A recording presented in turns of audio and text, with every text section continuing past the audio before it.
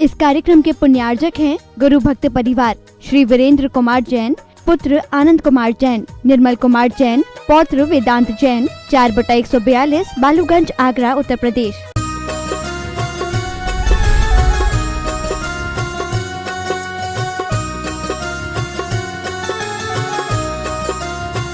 स्वामी भगवान की जय जय जय। परम पूज्य प्रातः स्मरणीय संत शिरोमणि आचार्य भगवान श्री विद्यासागर जी महाराज की जय जय जय। परम पूज्य गुणायतन प्रणेता प्रखर वक्ता भावना योग प्रवर्तक गुरुवर श्री प्रमाण सागर जी महाराज की जय जय जय। समस्त मुनि संघ की जय जय जय। शंका समाधान के आज के इस सत्र में आप सभी का हार्दिक अभिनंदन। इससे पूर्व कि हम आज के इस सत्र को प्रारंभ करें, चलते हैं पूज्य गुरुदेव के चरणों में, अर्पित करते हैं अपनी प्रणति इस भाव से कि हमारे जीवन की भी हो सके समुन्नति।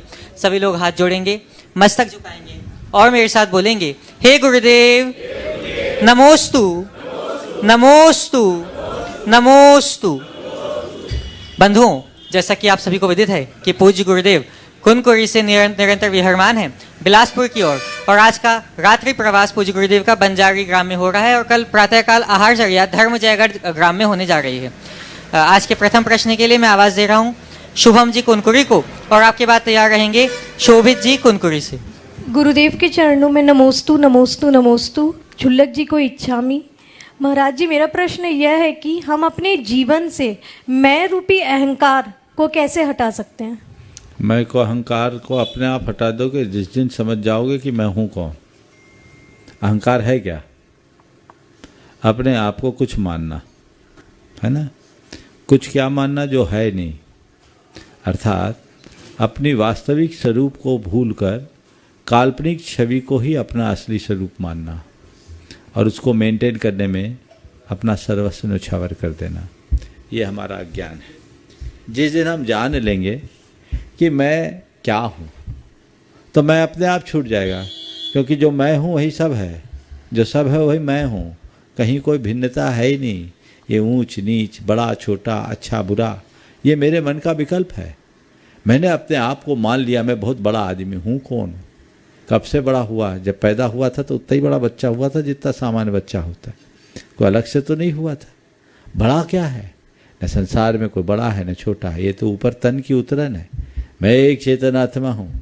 उस शाश्वत आत्मा को जो एक बार पहचान लेता है, जिसकी दृष्टि आत्मा पर हो जाती है तो मैं हूँ और कुछ नहीं, तो अपने आप मैं खत्म हो जाता है। लेकिन जब मैं कुछ हूँ जुड़ता है तो अहंकार का सृजन होता है। अगर दूसरे शब्दों में कहूँ तो ये कह सकते हैं कि हमारे अज्ञान की परिणति है अहंकार। जब तक अज्ञान होगा अहंकार पलता रहेगा। जिसे जीवन की वास्तविकता का ज्ञान होता है, अहंकार पल में विलीन हो जाता है। शोभित जी उपस्थित होंगे और आपके बाद तैयार रहेंगी श्रीमती सपना काला। गुरुवर के चरणों में बारंबार नमोस्तु नमोस्तु नमोस्तु। चुल्लक जी के चरणों में इच्छामी इच्छामी। महाराज जी, मेरा प्रश्न ये है कि आत्मबल और मनोबल में क्या अंतर है और हम उससे अपने जीवन में कैसे बढ़ाएं? देखिए, आत्मबल और मनोबल सामान्यतः दोनों को एक ही माना जाता है, क्योंकि हम जो कुछ भी काम करते हैं मनोबल के माध्यम से करते हैं। लेकिन अगर सूक्ष्म दृष्टि से देखा जाए तो आत्मा का बल मनोबल से ऊंचा है। आत्मज्ञान के साथ आत्मदृष्टि से उत्पन्न होते हैं तो हमारी आत्मा की शक्ति अनंत है। उस शक्ति की अभिव्यक्ति हमारे मन के माध्यम से होती है, तो मनोबल उसमें निमित्त बनता है, लेकिन आत्मबल उससे ऊंचा स्थान रखता है। उपस्थित होंगी सपना जी काला कुनकुरी से, और आपके बाद तैयार रहेंगी ऋषिका पाटौदी बिलासपुर से। गुरुदेव के चरणों में मेरा 3 बार नमोस्तु नमोस्तु नमोस्तु इच्छामी। चुलक जी आज वंदना भैया जी।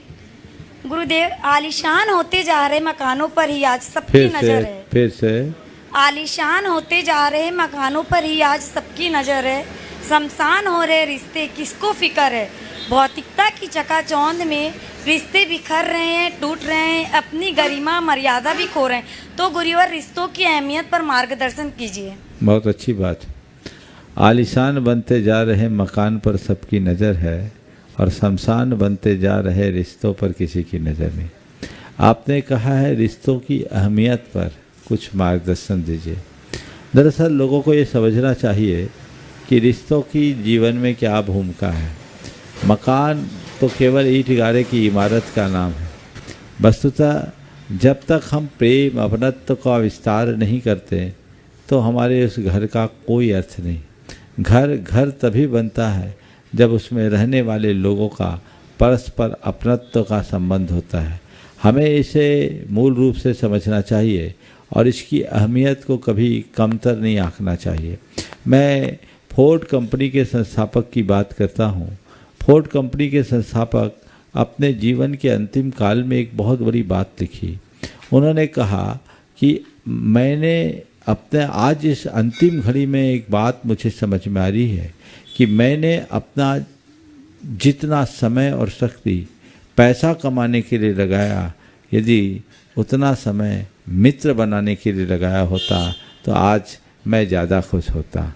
क्योंकि चीज़ें एक ही जगह रहती है लेकिन हमारे रिश्ते हमेशा काम में आते हैं। हमें उसकी तरफ पूरी दृष्टि रखनी चाहिए।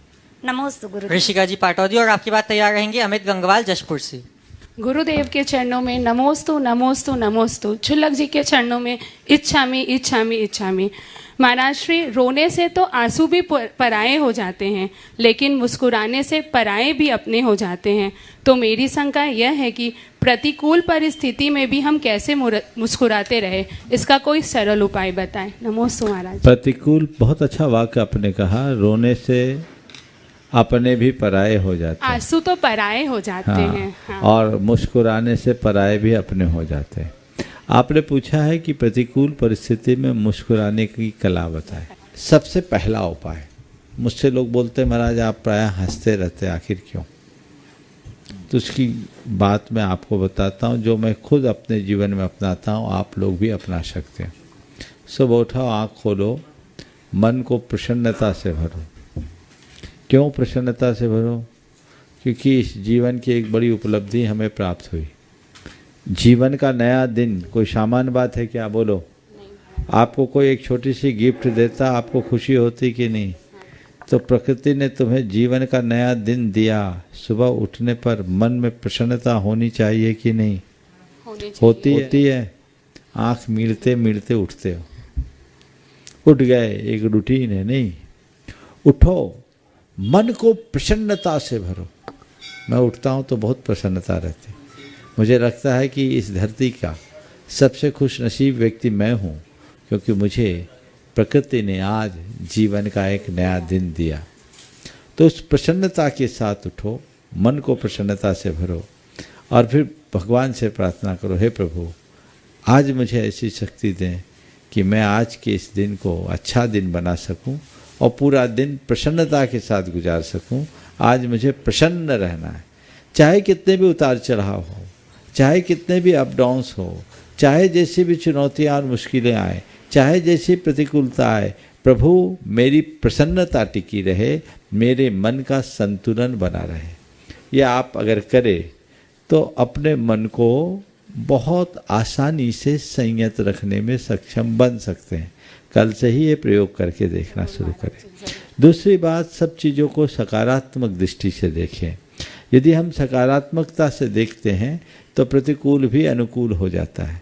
आज की ही बात है, आज की सड़क को लेकर के हमारे सारे लोग बहुत परेशान थे। पता नहीं कैसा, सड़क बहुत ख़राब है, सड़क बहुत ख़राब है, वो सड़क बहुत ख़राब है। अभी मुझसे आके पूछा, मैंने कहा मेरे रास्ते के हिसाब से सबसे अच्छा। जो तुम्हारे लिए ख़राब वो हमारे लिए अच्छा भी हो सकता है। जब सुबह ही लोगों ने बोला कि महाराज सड़क खराब है, हमने कहा चलो भाई खराब ही सही, हम अच्छे से चलेंगे तो थोड़ा सावधानी से चल पाएंगे और परिसर सहने का एक मौका मिल जाएगा। चीज़ों को हम अपना नज़रिया बदल कर देखना शुरू करें तो बुरा भी अच्छा लगने लगता है। वैसी दृष्टि अपनी विकसित करनी चाहिए। जशपुर से अमित जी और आपकी बात तैयार रहेंगे सुमन कासलीवाल कुनकुरी से। गुरुवार के चरणों में नमोस्तु, छुल्लक जी के चरणों में इच्छामि। महाराज श्री, मेरा प्रश्न ये है कि अष्टमी चौदस क्या है, इसको क्यों विशेष माना गया है? देखिए, जैन परंपरा में अष्टमी और चतुर्दशी को पर्व तिथि के रूप में मान्य किया गया है। अष्टमी को अष्टकर्म के विनाश का और चतुर्दशी को 14 गुण स्थानों से पार होने का प्रतीक माना जाता है।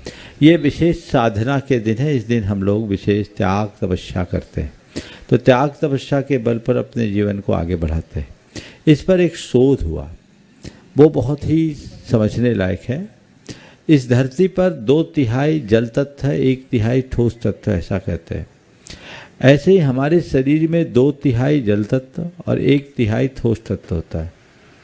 जैसे चंद्रमा की किरणों के प्रभाव से, चंद्रमा की कलाओं से समुद्र का जल स्तर घटता बढ़ता है, उसी तरह हमारे शरीर का भी जल तत्व घटता बढ़ता है। तो एक शोध हुआ, उसमें निष्कर्ष दिया कि अष्टमी, चतुर्दशी, पंचमी, एकादशी और 15 इन तिथियों में हमारे शरीर का जल तत्व उफान पर रहता है। ये शोध अमेरिका के लोगों के लिए हुआ था, क्योंकि अमेरिका में सर्दी के शिकार लोग ज़्यादा हैं, तो वहाँ इन दिनों जल तत्व का कम प्रयोग करने की बात कही गई। जिन्होंने ये शोध किया उन्होंने इस पर एक टिप्पणी की कि इसीलिए भारतीय परंपरा में, खासकर जैन परंपरा में, इन तिथियों के दिन उपवास किया जाता है। उपवास नहीं करते तो एकासन करते हैं, और करते हैं तो हरी वनस्पति का प्रयोग नहीं करते, यानी जल तत्व का कम से कम प्रयोग हो। कहने का तात्पर्य यह है कि अन्य तिथियों की अपेक्षा अगर अष्टमी और चतुर्दशी को आप उपवास करो तो आपके शरीर का हरासमेंट कम होगा, जल तत्व की कमी कम होगी, क्योंकि उस दिन हमारे शरीर में अतिरिक्त जल तत्व होता है। तो ये साधना के लिए 2 तिथियों को पर्व के रूप में मान्य किया गया है, और ये कहा गया कि इन तिथियों में हमें विशेष व्रत उपवास करना चाहिए। नमस्ते। सुमन जी कासलीवाल कुनकुरी से, और आपकी बात तैयार रहेंगी अक्षत जैन रायगढ़ से। नमोस्तु महाराज जी, नमोस्तु नमोस्तु। इच्छामि महाराज जी, इच्छामि इच्छामि। महाराज जी, हम परिवार के साथ रह के महाराज जी, परिवार के साथ रह के सहन शक्ति कैसे बढ़ाएं? परिवार के साथ रहकर सहन शक्ति बढ़ाने का एक बड़ा अच्छा रास्ता बता दे रहा हूँ। परिवार में जो भी उल्टा हो ना, समझ लो ये मेरे कर्म काटने का निमित्त है। मुझे इसे सहना है, कहना नहीं, मुझे समता रखनी है। जो है परिवार में ही समता रखना है। गुरुदेव का एक बहुत अच्छा हाइकू है, कहो न सहो सही परीक्षा यही आपे में रहो। बस कहना नहीं सहना है। क्या है सूत्र? कहना नहीं सहना, कहना नहीं सहना है। बस इससे आप अपनी क्षमता को विकसित कर सकते हो। अक्षत जी उपस्थित होंगे और आपकी बात तैयार रहेंगी अभय जैन कोरबा से। नमोस्तु महाराज जी, नमोस्तु नमोस्तु नमोस्तु। इच्छामि चुल्लक जी, इच्छामि इच्छामि इच्छामि। वंदना भैया जी।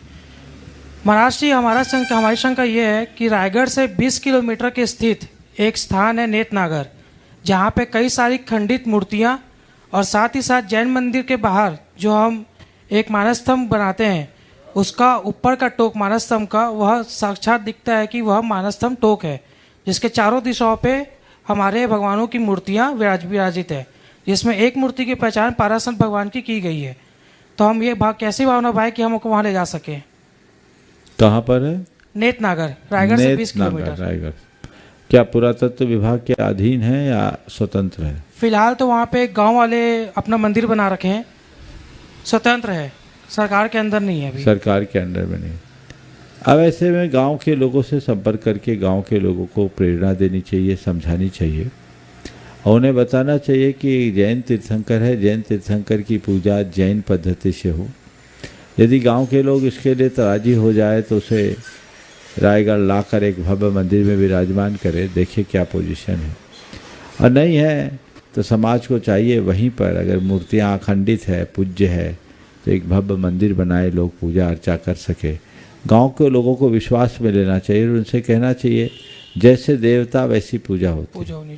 शंकर जी को बेलपत्र चढ़ाया जाता, हनुमान जी को सिंदूर।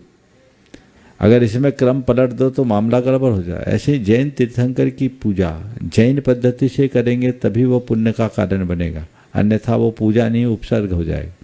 लोगों को अगर इस रीति से समझाएं तो मैं समझता हूँ रास्ता बन सकता है। मुझे इसकी कोई जानकारी नहीं, आपके इस इलाके में मैं पहली बार आया हूँ और आज आपने बात की, बिल्कुल ठीक है। ये आप लोगों की जागरूकता का द्योतक है कि अभी रायगढ़ डिस्ट्रिक्ट में प्रवेश नहीं हुआ और रायगढ़ आज यहाँ उपस्थित हो गया है। खड़े हो जाओ एक साथ जितने रायगढ़ वाले हैं, और अपनी भावना को ऐसे ही बना के रखिए, समय पर देखेंगे। नमोस्तु महाराज जी, नमोस्तु। कोरबा से अभय जी, और आपकी बात तैयार रहेंगी मुकलेश जैन कोरबा से। शुल्लक जी को इच्छामि। महाराज जी, यदि मैं स्वयं प्रसन्न हूँ तो जिंदगी उत्तम है, यदि आपकी वजह से लोग प्रसन्न हैं तो जिंदगी सर्वोत्तम है। तो लोगों को प्रसन्न कैसे करें? खुद को पहले तो प्रसन्न रखो, तभी तो लोग प्रसन्न होंगे। लोगों को प्रसन्न रखने के चक्कर में लोग ही खिन्न रहते हैं। पहले खुद को प्रसन्न रखो, और ऐसी प्रसन्नता कि मेरी प्रसन्नता किसी की प्रसन्नता में बाधक ना हो, तभी सबको प्रसन्न कर पाओगे। मुकलेश जैन कोरबा से, और मैं चाहूंगा कि मुकलेश जी के साथ कोरबा के सभी लोग जो यहाँ उपस्थित हैं वो सब खड़े हो जाएं। एक साथ, हाँ बोलो। महाराज जी बंदामी, नमोस्तु महाराज जी, नमोस्तु महाराज जी, नमोस्तु महाराज जी। बोलो। महाराज जी मेरा प्रश्न ये है कि जैसे हम मंदिर जाते हैं या कोई तीर्थ क्षेत्र जाते हैं और घर से द्रव्य ले जाते हैं, और अगर मान लीजिए भूलवश वह द्रव्य हम वापस ले आते हैं तो क्या उसका दोष लगता है? मंदिर जब लेके आए से आपके खुद का द्रव्य है तो कोई दोष नहीं है। कोई दोष मंदिर का द्रव्य है तो दोष हो। कोरबा से अपना प्रश्न प्रस्तुत करेंगे और आपके बाद तैयार रहेंगे राहुल जी कोरबा से। गुरुदेव के चरणों में सादर नमोस्तु नमोस्तु नमोस्तु। महाराज जी मेरा प्रश्न यह है कि रात में अपने मंदिर में परिक्रमा क्यों नहीं करनी चाहिए? दिन तो है हमारे लिए परिक्रमा करने के लिए। देखिए इसके पीछे एक वजह है, पूजा पाठ भक्ति हम लोग दिन के उजाले में करते हैं। परिक्रमा पथ में प्राय अंधेरा रहता है, रात में जीव जंतु का घात ना हो जाए, इसलिए ऐसी कोई व्यवस्था बनाई गई कि हम परिक्रमा रात में न करके दिन में करें। नमोस्तु महाराज जी। राहुल जी अपना प्रश्न प्रस्तुत करें और आपके बाद तैयार रहेंगे मोहित जी कोनकुरी से। गुरुदेव के चरणों में नमोस्तु, चुल्लक जी के चरणों में इच्छामी। गुरुदेव मेरा प्रश्न ये है कि क्या एक आंख से दिखने वाले श्रावक को प्रक्षाल अभिषेक शांति धारा करना चाहिए? उसको दिख रहा है कि नहीं दिख रहा है? दिख रहा है महाराज। जितना दो आंख वाला देख पा रहा उतना ही देख रहा है कि आधा देख रहा है? क्या भगवान मैं के पूछ रहा हूँ, मेरी बात का उत्तर दो। एक आंख से दिख रहा है कि नहीं, पहला सवाल। एक आंख से दिख रहा है गुरुदेव। जितना दो आंख वाला देख पा रहा उतना ही दिख रहा है कि आधा देख रहा है? उतना ही दिख रहा है। फिर जब पूरा काम कर रहा है तो उसको वंचित क्यों करो? जी। वो अभिषेक भी कर सकता है, आहार भी दे सकता है, ये कोई दोष नहीं। राहुल जी और आपके बाद तैयार रहेंगे श्रीमान पंकज नीतू जी पाटौदी साडम से। नमोस्तु महाराज जी। इच्छा मोहित, में जी। महाराज जी क्या जैन धर्म पुनर्जन्म में विश्वास करता है? बिल्कुल करता है, पूर्ण रूपे नहीं करता है। पुनर्जन्म जन्म मरण के चक्र से मुक्त होने के लिए तो जैन धर्म है हमारा। जैन धर्म पूरी तरह से पुनर्जन्म का विश्वासी है। आत्मा जन्म जन्मांतरों से भटकता आया है और एक जन्म योनि से दूसरे जन्म योनि में जाता रहता है। पंकज नीतू जी पाटौदी साडम से और आपके बाद तैयार रहेंगे मेहुल गंगवाल। नमोस्तु महाराज जी। इच्छामी चुल्लक जी, वंदना भैया जी। महाराज जी हम लोग सोने की माला दिन भर पहने रहते हैं, फिर उसी माला को हम लोग फेरते भी हैं और फिर गंधोदक में डुबा के उसकी ऊर्जा बढ़ाना चाहते हैं, तो ये क्या उचित है? स्वर्ण धातु ऐसी धातु है जिसमें निर्लेपन गुण होता है, वो लिप्त नहीं होते। सोने को कीचड़ में डालो, कीचड़ का लेप नहीं होता, इसलिए स्वर्ण धातु को कभी मलिन नहीं माना जाता। बल्कि अगर हमारी कोई अशुद्धि हो जाती है तो ऐसा कहा जाता है कि सोने के जल से नहा दो, ठीक हो जाएगा। तो सोने की माला यदि आप गले में पहने तो उससे जाप देने में कोई बाधा नहीं, वो शुद्ध माने जाता है। नमोस्तु महाराज जी। और गंधोदक में उसको हाँ कर सकते हैं, और एक बार उसको धो के करे तो ज़्यादा अच्छा है ताकि गंदगी ना जाए। हाँ मेहुल जी अपना प्रश्न प्रस्तुत करें और आपके बाद तैयार रहेंगी रम्पी पाटौदी कुनकुरी से। महाराज जी के चरणों में नमोस्तु नमोस्तु नमोस्तु। छुल्लक जी के चरणों में इच्छामी। वंदना भैया जी। महाराज जी मेरा प्रश्न यह है कि तन को खुराक ना मिले तो तन सुस्त हो जाता है और मन को खुराक ना मिले तो मन भ्रष्ट हो जाता है, इसलिए मन की खुराक पाने के लिए हम क्या करें? स्वाध्याय करो। तन की खुराक भोजन है और मन की खुराक स्वाध्याय है। मन को अगर अच्छी बातें नहीं दोगे तो मन उल्टी सीधी बातों में रम जाएगा। इसलिए रोज प्रवचन सुनो, सत्संग करो, स्वाध्याय करो, भगवान का नाम स्मरण लो। तो अच्छे कार्यों में नियोजित नहीं करोगे तो मन बिल्कुल उल्टे मार्ग में जाएगा। कदाचित तन सुस्त हो तो नुकसान नहीं, लेकिन मन भ्रष्ट हो जाए तो इससे ज़्यादा नुकसान कोई नहीं। नमस्ते महाराज जी। रम्पी जी पाटौदी और आपके बाद तैयार रहेंगे श्री प्रमाण सागर सेवा संघ से अभी जैन। गुरुवर के चरणों में 3 बार नमोस्तु नमोस्तु नमोस्तु। छुल्लक जी के चरणों में इक्षामी इक्षामी इक्षामी। गुरुवर पूजा की एक लाइन है, लोभ पाप को बाप बखानो। तो लोभ को पाप की श्रेणी में ना रख के कसाय की श्रेणी में क्यों रखा गया है? लोभ कषाय है और पाप बिना कषाय के नहीं होता। सारे पापों को जन्म देने वाला कौन है? कषाय। तो कषाय में भी उत्तम कषाय, सबसे माने खतरनाक कषाय लोभ है, इसलिए उसको पाप का बाप का। नमोस्तु गुरु। श्री प्रमाण सागर सेवा संघ सभी जैन, और आपकी बात तैयार रहेंगे अक्षय जैन शिखर जी से। पूरा ग्रुप खड़े हो जाओ एक साथ। गुरुदेव के चरणों में कोटि कोटि नमन नमोस्तु। गुरुदेव, ध्वजा का क्या महत्व होता है? मुनिश्री के आगे जो ध्वजा चलती है उसका क्या महत्व होता है? देखिए, ध्वजा क्या है? ध्वजा धर्म ध्वजा होती है। वो धर्म के यश को, धर्म के मान को फहराने का प्रतीक है। समझ गए? हम लोगों के आगे आप लोग जो ध्वजा लेकर के चलते हैं, इसका तात्पर्य ये है कि हम सब निकल रहे हैं। किस लिए निकल रहे हैं? जैन धर्म की महिमा को बढ़ाने के लिए निकल रहे हैं।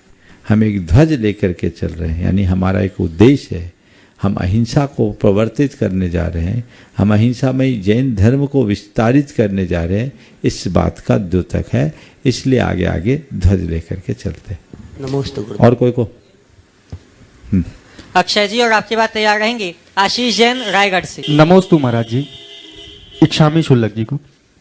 महाराज जी, मेरी शंका है, जब हमारे परिचय पत्र में कोई गलती हो जाए तो उसे हम निर्धारित स्थान पर जाकर सुधार लेते हैं, और कोई फोटो हमें सोशल मीडिया पे अपलोड करनी हो तो उसे एक फिल्टर लगा के सुंदर बना लेते हैं।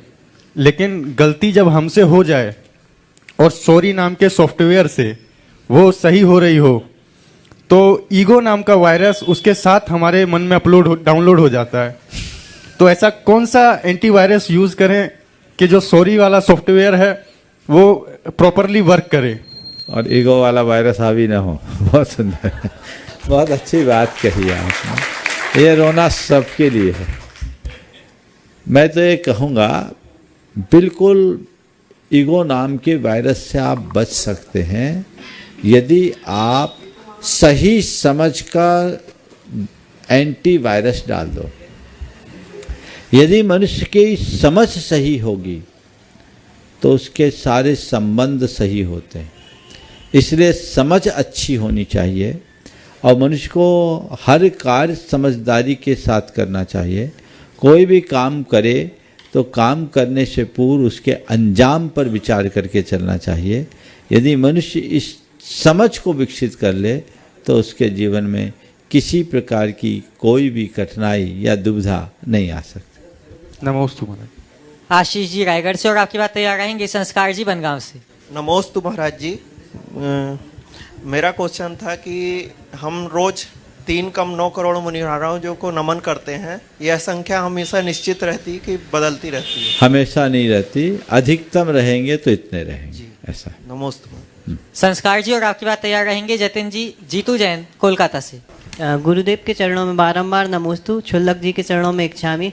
गुरुदेव कहते हैं कि जैन धर्म भाव प्रधान धर्म है, लेकिन गुरुदेव कभी कभी सुबह हमें आलस आता है और हम बगैर मन के मंदिर अभिषेक करने जाते हैं, तो क्या हमें उसका पुण्य मिलेगा या पाप मिलेगा? आलस भाव है कि नहीं है महाराज? शुभ भाव है कि अशुभ भाव? अशुभ।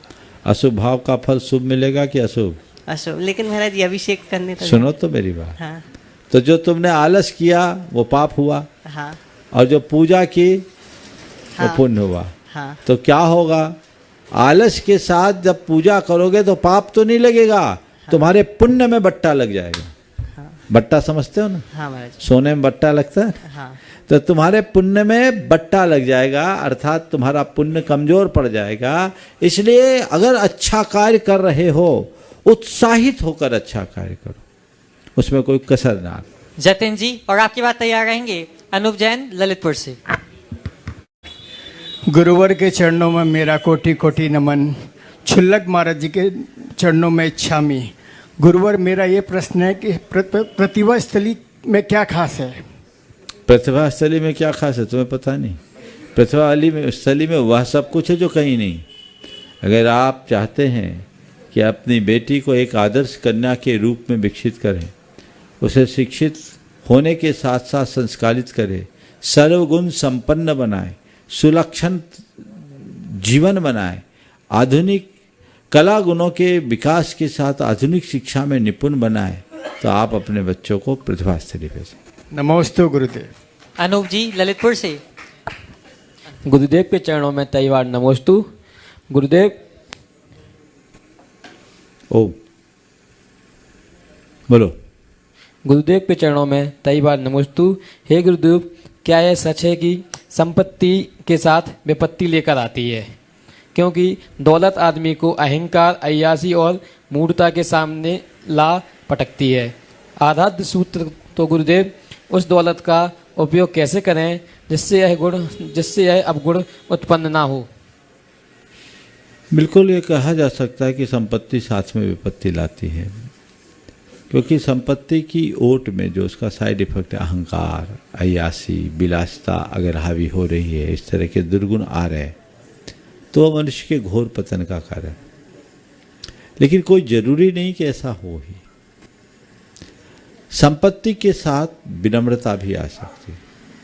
यदि व्यक्ति जड़ धन से ऊपर जीवन धन को मानता हो, संपत्ति को नश्वर मानता हो, संपत्ति की नश्वरता और अपनी आत्मा की अमरता को पहचानता हो, धन संपत्ति को जीवन के निर्वाह के साधन के रूप में स्वीकार करता हूँ, उसे साध्य न मानता हूँ, तो ये चीज़ें जीवन में बहुत अच्छी बन सकती है और वो अपने जीवन को आगे बढ़ा सकता है। नमोस्तु गुरुदेव। आगे के इस सत्र को ऑनलाइन प्रश्नों के माध्यम से आगे बढ़ाने के लिए हम सभी चलते हैं पूज्य शुल्लक श्री आदर्श सागर जी महाराज के चरणों में और इच्छामी पूर्वक निवेदन करते हैं कि हे महाराज श्री, इच्छामी ऑनलाइन प्रश्नों के माध्यम से हम सबको दिशाबोध प्राप्त हो। इच्छामी महाराज जी। महाराज जी के चरणों में कोटि नमन। प्रमोद पापड़ीवाल जी जयपुर से प्रश्न कर रहे हैं, सब कुछ खोने में हमारी हार नहीं बल्कि असली हार उस उम्मीद को खोने में है जिसके दम पर हम सब कुछ पा सकते हैं। लेकिन प्रश्न यह है कि खोई हुई उम्मीद को दोबारा कैसे जगाएं? बहुत अच्छा सवाल है। चीज़ें खोने में हार नहीं है, उम्मीद खोने में हार है। आपने पूछा है खोए हुए उम्मीद को हम कैसे जगा सकते हैं। 4 उपाय है जिससे आप खोए हुए उम्मीद को जगा सकते हैं। सबसे पहला, आत्मविश्वास को बढ़ाकर। कितना भी हो, उम्मीद खो जाए, आशा छीन दिखे, लेकिन उस घड़ी भी आत्मविश्वास हो तो आप खोए हुए उम्मीद को दोबारा प्राप्त कर सकते हैं। दूसरी बात, हम अंतिम क्षण तक प्रयास करने की तत्परता दिखाएं। प्रयास की कमी ना हो, जो मुझे करना है अंतिम क्षण तक मुझे करना है, एक बार और की बात साथ में सोचें। तीसरी बात, उन लोगों के चरित्र को पढ़कर जिन्होंने हारी हुई बाजी को पलटा है। कितनी बार दिल्ली पर फतह किया था मोहम्मद गौरी ने? 17वें बार में दिल्ली जीता, 17 बार फतह नहीं किया। क्या ये हमारे लिए इंस्पिरेशन नहीं है? 16 बार हार कर सामना किया। जब वापस लौटता होगा तो क्या मुंह लेके जाता होगा? सोचो, कितने लोगों को आश्वासन देकर के वो आता था, लेकिन हर बार 1 बार 2 बार नहीं, लगातार 16 बार उसने हार का सामना किया और 17 बार सीधे दिल्ली जीत ली, है ना। तो हम ऐसे महान लोगों, ऐसे लोगों के जीवन चरित्र को पढ़ें जिनने हारी हुई बाजी को पलटी है, तो उससे हमारा आत्मविश्वास बढ़ेगा, लगन बढ़ेगी, तो हम आगे बढ़ सकते हैं। और फिर चौथी बात, ऐसे लोगों से संपर्क बढ़ाकर जिनसे अच्छी प्रेरणा मिले, जो हमें उत्साहित करे, हतोत्साहित ना करे। यदि ऐसा करे तो व्यक्ति खोई हुई उम्मीद को फिर से जगा सकता है। संगीता गवाने गुणायतन ट्रस्टी अकोला से प्रश्न कर रही हैं, गुरुदेव कहते हैं अगर अच्छा इंसान बनना है तो 3 चीज जीवन में कभी मत करो, घमंड, उम्मीद और किसी का अपमान। लेकिन गुरुदेव, थोड़ा सा धन दौलत आने पर मनुष्य बहुत घमंड करता है और हमारे साथ कुछ हादसा हो जाए तो हम दूसरों की सहानुभूति की उम्मीद करते हैं, और कोई कहीं कमतर हो जाए तो हम उनका अपमान करते हैं। तो गुरुदेव, मनुष्य को इन 3 चीज़ों को अपने जीवन में कैसे दूर करना चाहिए ताकि हम भी अच्छे इंसान बन सकें? घमंड, उम्मीद और अपमान निश्चित इस तरह की दुर्बलताएं मनुष्य को परेशान करती है। आपने पूछा इन तीनों को दूर कैसे करें। अभिमान को दूर करने के लिए आत्मज्ञान चाहिए। उम्मीद से बचने के लिए व्यक्ति को पर मुखापेक्षिता छोड़नी चाहिए। आत्मदृष्टा बने, कर्तव्यनिष्ठ बने, पर निर्भरता से बचने का प्रयत्न करे तो उम्मीदों से बचा जा सकता है।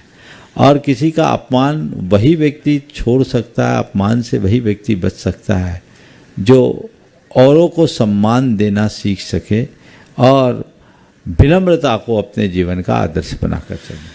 हीरा बड़जात्या जी हजारीबाग से प्रश्न कर रही हैं, स्कूल या हॉस्पिटल तो सबको प्राइवेट चाहिए, पर कमाई और जमाई सबको सरकारी ही चाहिए, ऐसा क्यों महाराज जी? हम इस सोच से कैसे बाहर निकलें? बिल्कुल, स्कूल और हॉस्पिटल तो प्राइवेट चाहिए, लेकिन कमाई और जमाई सरकारी चाहिए। सरकारी चाहिए। ये बदली हुई सोच का परिणाम, और लोग भुगत भी रहे। हमें इन सब बातों को समझना चाहिए। आज सरकारी तो नहीं, लेकिन नौकरी पेशा, जॉब वाले की प्रवृत्ति बढ़ गई। ये चीज़ें ठीक नहीं है, इसके परिणाम भी भयानक हैं। और आजकल तो जॉब वालों पर हमेशा तलवार लटकी रहती है, कब उसकी छटाई हो जाए उनको भी पता नहीं रहता।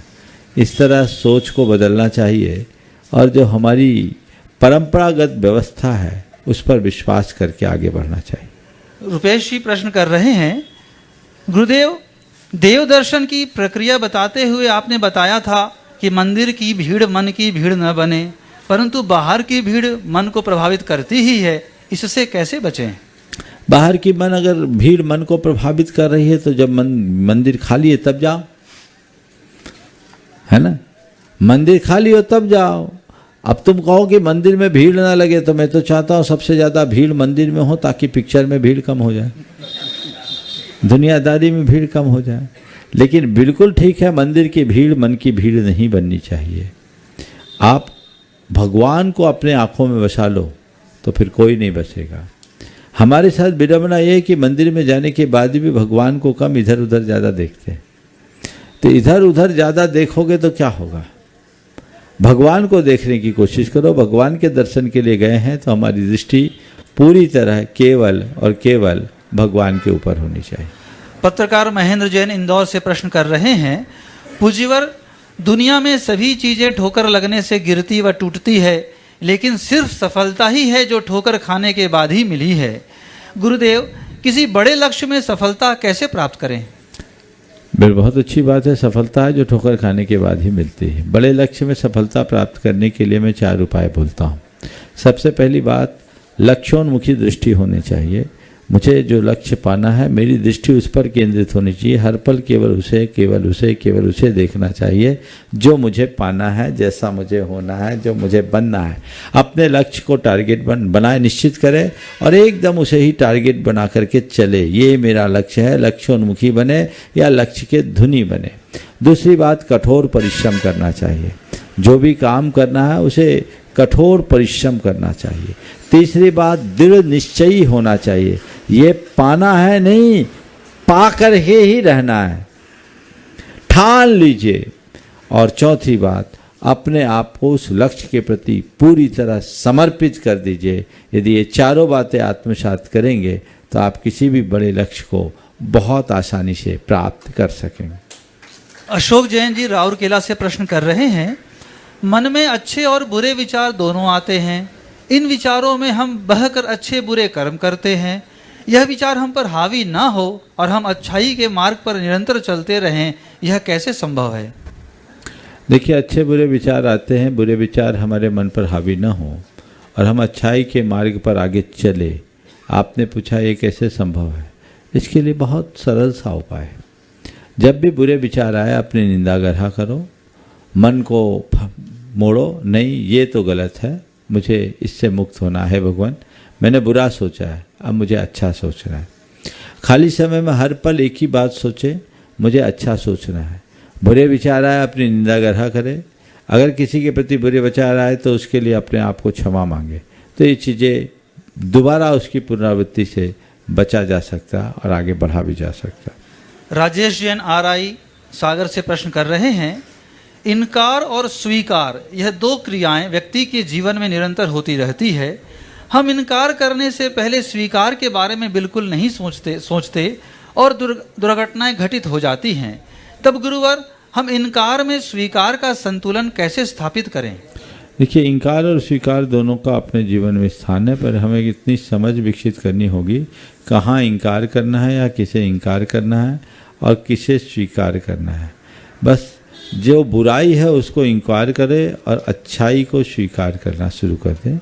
ये औचित्य के गुण को विकसित करते ही हम अपने अंदर पा सकते हैं। यदि हमारे मन में ऐसी समझ हो जाए तो हम बहुत आसानी से बुराई का इनकार और अच्छाई का स्वीकार करने में समर्थ हो सकते हैं। जो सेहत को लेकर के कोई भी बात आती है तो उसकी व्याकुलता स्वाभाविक है। जहाँ तक आचार्य जी के स्वास्थ्य की बात है, अभी मुझे जो जानकारी प्राप्त हुई है उस आधार पर मैं ये कह सकता हूँ कि गुरुदेव को थोड़ी हवा पानी बदलने की दृष्टि से थोड़े दिन 2 दिन के लिए स्थान परिवर्तित किया था। आज गुरुदेव वापस चंद्रगिरी में आकर के विराजमान हैं। वे पूर्ण सचेतन हैं और उन्होंने 2 दिन तक आहार ग्रहण नहीं किया। उनसे बहुत निवेदन किया पर उन्होंने आहार लेने से इनकार किया, यानी 2 दिन का उनका उपवास है। उनकी बहुत आत्म जागरूकता है और पूर्ण सचेतनता है। मुझे जानकारी मिली उनके कंधे पे एक छोटा सा घाव जैसा हुआ, उसमें रुई का फोहा लगाया गया तो उन्होंने उस फोहा लगाने को भी इनकार कर दिया। इतनी सचेतनता उनकी है। वो न किसी को डॉक्टर को दिखाना के लिए कुछ कहते हैं न कुछ करते हैं, वह अपने आप में जागरूक है। तो वो तो एक महान संत है और आत्मस्थ साधक है। तो वह उनकी चेतनता है, वह उनकी जागरूकता है, वह उनकी सजगता है जो एक संत की सबसे बड़ी ताकत होती है। हमें प्रसन्नता है कि गुरुदेव उसमें पूरी तरह से सक्षम है, समर्थ है और हमें उनके स्वास्थ्य लाभ की मंगल कामना करनी चाहिए। हम भावना भाएं कि वे स्वस्थ, उनकी वेदना शांत हो, पूर्णतः स्वस्थ हो। यद्यपि वे आत्मस्थ है, इस विषम परिस्थिति में भी आत्मस्थ है। एक आत्मसाधक की ये सबसे बड़ी विशेषता होती है। तो ऐसी आत्मस्थता उनके अंदर है। हम सबके अंदर ये भावना है कि वो जल्दी से जल्दी शीघ्र स्वस्थ हों और अपने जीवन की निर्बाध आराधना को संपन्न कर सके, उनकी वरदानी छाया हम सबको मिल सके। इसी भाव के साथ रोज की तरह हम लोग उनके स्वास्थ्य लाभ के लिए जाप करेंगे। अभी जो बात, जो लोग, आप लोग भी घरों में, मंदिरों में जो प्रार्थना कर सकते हैं वो जरूर करें।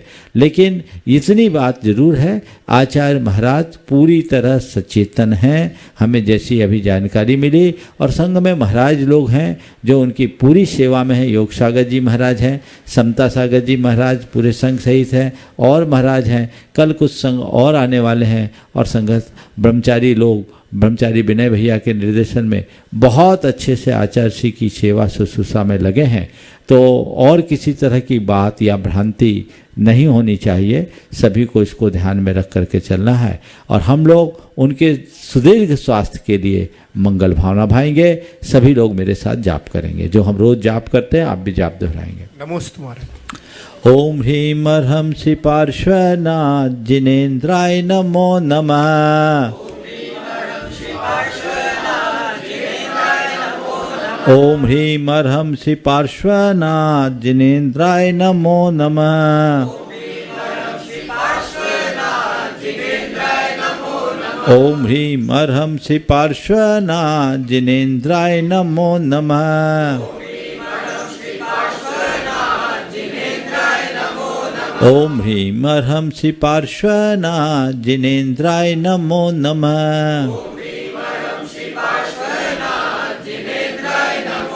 ओम ह्रीं अर्हंसि पार्श्वनाथ जिनेन्द्राय नमो नमः।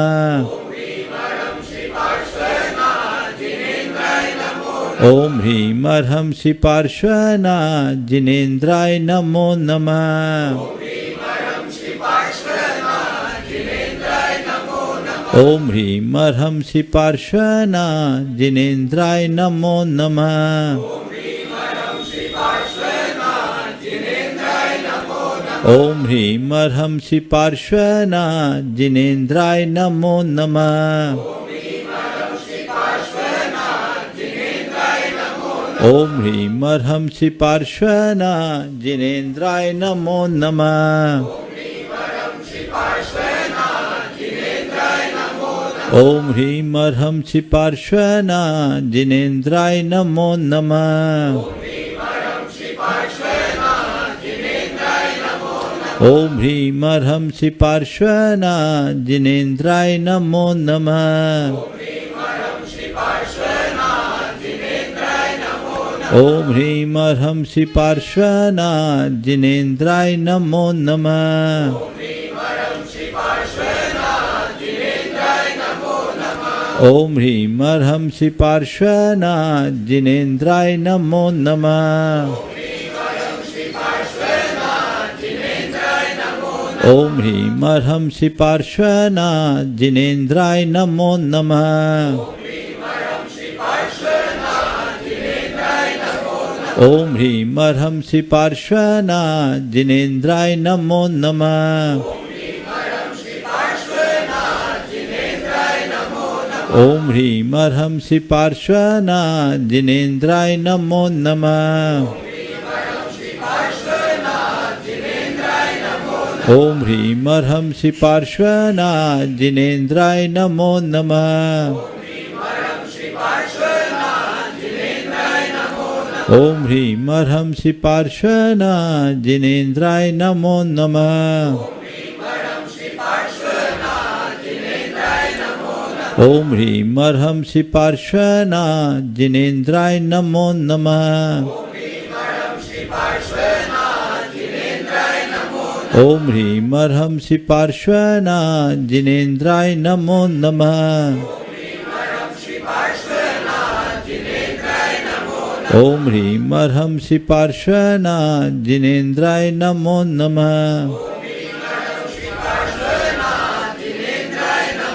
ओम ह्रीं अर्हं श्री पार्श्वना जिनेन्द्राय नमो नमः।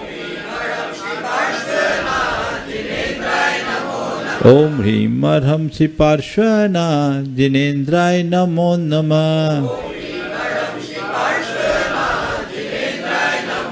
ओम ह्रीं अर्हं श्री पार्श्वना जिनेन्द्राय नमो नमः। ओम ह्रीं अर्हं श्री पार्श्वना जिनेन्द्राय नमो नमः।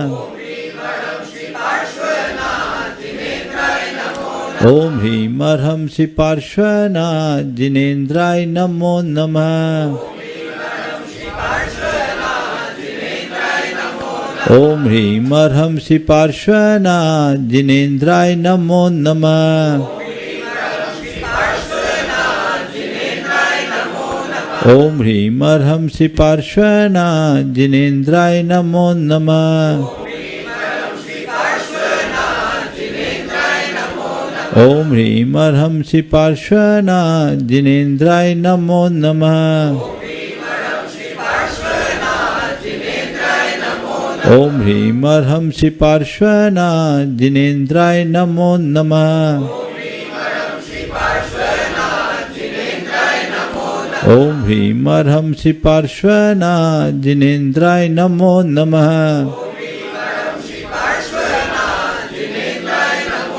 ओम ह्रीं अर्हं श्री पार्श्वना जिनेन्द्राय नमो नमः।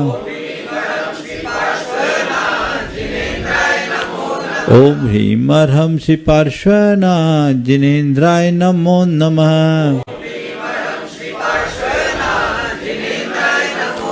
ओम ह्रीं अर्हं श्री पार्श्वना जिनेन्द्राय नमो नमः। ओम ह्रीं अर्हं श्री पार्श्वना जिनेन्द्राय नमो नमः।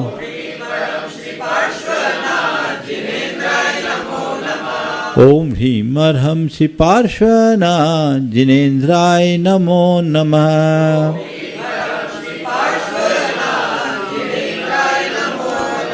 जय बोलो चिंतामणि श्री पार्श्वनाथ भगवान की, परम पूज्य आचार्य गुरुवर श्री विद्यासागर जी महाराज की।